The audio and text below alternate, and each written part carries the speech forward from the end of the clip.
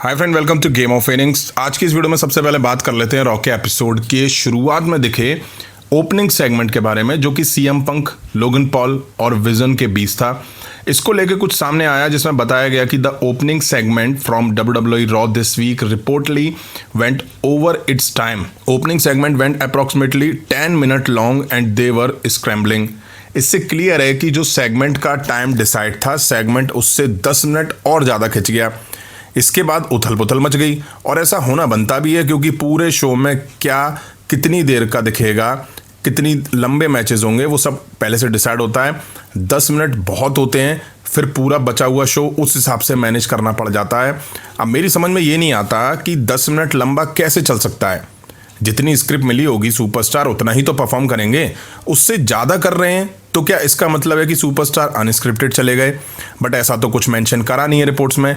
But reports में यही कहा गया है कि 10 मिनट लंबा खिंच गया ओपनिंग सेगमेंट रॉ का। नेक्स्ट बात कर लेते हैं कॉडी रूड्स के बारे में। अभी जॉन सीना का रिटायरमेंट सुना, वो खत्म होता उससे पहले एजे स्टाइल का रिटायरमेंट सुन लिया। अब ये खत्म होता उससे पहले कॉडी रूड्स ने अपने रिटायरमेंट को लेकर कुछ कह दिया है। कॉडी रूड्स ने कहा कि मेरा जो नेक्स्ट WWE का कॉन्ट्रैक्ट होगा वो फाइनल होगा। मतलब कि इस कॉन्ट्रैक्ट के बाद कॉडी रूड्स जब WWE के साथ कॉन्ट्रैक्ट रिन्यू करेंगे, अपने कॉन्ट्रैक्ट को वो फाइनल होगा, उसके बाद कॉडी रूड्स रिटायर हो जाएंगे WWE से। मतलब तो यही है कि कॉडी रूड्स के कहने का। हालांकि ये क्लियर नहीं है कि कॉडी रूड्स का ये जो करंट कॉन्ट्रैक्ट है कब ख़त्म होगा। वैसे आपको बता दूं, ऐसा हाल फिलहाल तो नहीं होने वाला है, क्योंकि बड़े सुपरस्टार के कॉन्ट्रैक्ट मल्टीपल ईयर्स के लिए होते हैं। मतलब कि कम से कम 4-5 साल के लिए तो होते हैं। तो हाल फिलहाल तो ऐसा अभी नहीं होने वाला है, और चीज़ें और क्लियर हो जाती हैं जब वो कॉन्ट्रैक्ट रिन्यू करेंगे, तभी चीज़ें क्लियर होंगी कि उन्होंने कितने साल के लिए कॉन्ट्रैक्ट रिन्यू करा है और कितने साल बाद वो रिटायर होंगे।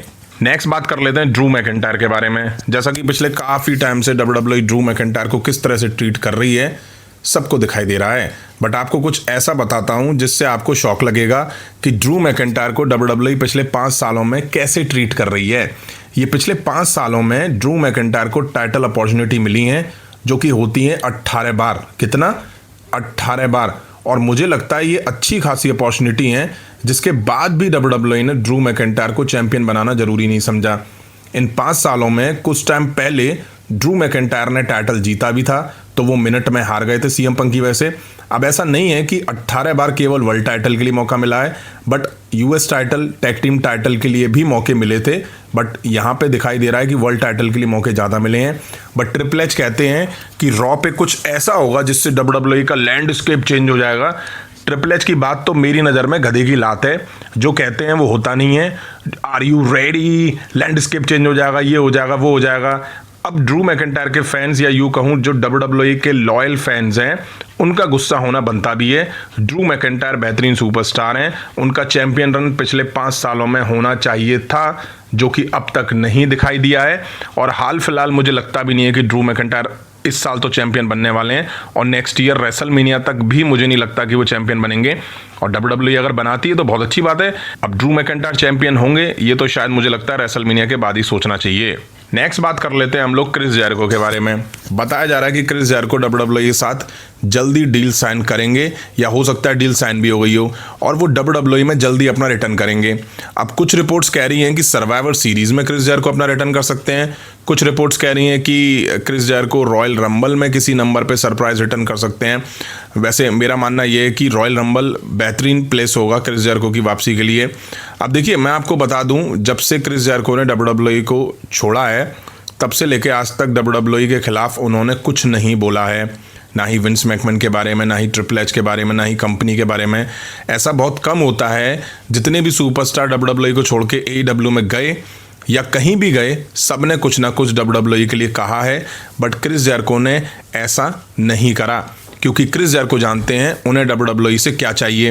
वो WWE में वापस आके खुद को हॉल ऑफ फेम मिलता हुआ देखना चाहते हैं, और जेरिको ये काफ़ी सालों पहले कह भी चुके हैं। तो अगर क्रिस जेरिको WWE में आते हैं तो रीज़न कहीं ना कहीं हॉल ऑफ फेम भी होगा। और मुझे लगता है कि अगर क्रिस जेरिको आते हैं तो WWE करियर उनका ऐसा रहा है कि उन्हें भी हॉल ऑफ फेम मिलना चाहिए। और मज़ा तब आएगा जब क्रिस जेरिको वही अपनी लिस्ट वाली जो गिमिक थी वो हमें देखने को दिखाएं WWE में। नेक्स्ट बात कर लेते हैं जॉन सीना के बारे में। जॉन सीना को लेकर कुछ शॉकिंग सामने आ रहा है। रिपोर्ट्स में जॉन सीना के 18 टाइम वर्ल्ड चैंपियन बनने के बारे में कुछ सामने आया, पर Fightful there were reportedly internal pitches for John Cena to become WWE world champion once again before his retirement. It's unclear how far the idea actually went. यहाँ से पता चलता है कि WWE में इंटरनल डिस्कशन हुआ इस चीज़ को लेके कि जॉन सीना को एक बार और यानी कि 18 टाइम वर्ल्ड चैंपियन बनाना चाहिए, बट आइडिया नहीं है कि ये चीज़ कितनी आगे बढ़ी। कहा यह भी जा रहा है कि ये आइडिया स्क्रैप भी कर दिया गया। अगर WWE इस आइडिया के साथ जाती तो फिर जॉन सीना रिटायरमेंट से पहले 18 टाइम वर्ल्ड चैंपियन बन के निकलते। अब सोचिए आप, एक टाइम वो था जब 17 टाइम वर्ल्ड चैंपियन नहीं बन रहे थे जॉन सीना, और अब रिटायरमेंट आने वाला है तो WWE 18 टाइम वर्ल्ड चैंपियन बनाने के बारे में सोच रही है। हालांकि अब ये चीज़ पॉसिबल नहीं लगती है, क्योंकि जॉन सीना के पास बस 4 डेट्स बचती हैं, 2 रॉ, सर्वाइवर सीरीज और सैटरडे नाइट मेन इवेंट, जहां उनका रिटायरमेंट मैच है। अब देखिए, ये भी हो सकता है कि फैंस को जॉन सीना 18 टाइम चैंपियन बनते हुए दिखाई दे जाएं और वो टाइटल जीत के ड्रॉप कर जाएं, बट ये अब पॉसिबल नहीं लगता है, क्योंकि सब मान रहे हैं कि जॉन सीना इंटरकॉन्टिनेंटल चैंपियन बन सकते हैं रिटायरमेंट से पहले, जो कि जॉन सीना ने अपने इतने लंबे करियर में कभी नहीं जीता है। मुझे लगता है कि यही एक टाइटल है और यही एक अकम्पलिशमेंट है जो जॉन सीना WWE में अचीव नहीं कर पाए हैं। तो शायद WWE ऐसा कर दे, बेशक कुछ टाइम के लिए, कुछ दिन के लिए ही जॉन सीना अगर इंटरकॉन्टिनेंटल चैंपियन बनते हैं तो WWE शायद उनको वो बनाना जरूरी समझेगी। तो फ्रेंड, ये थी WWE से रिलेटेड कुछ इंटरेस्टिंग अपडेट्स। उम्मीद है वीडियो आप सभी को पसंद आई होंगी। पसंद आई तो लाइक करें, चैनल पर नए हो चैनल को सब्सक्राइब करें। मिलता हूँ जल्दी नेक्स्ट वीडियो में। Thank you.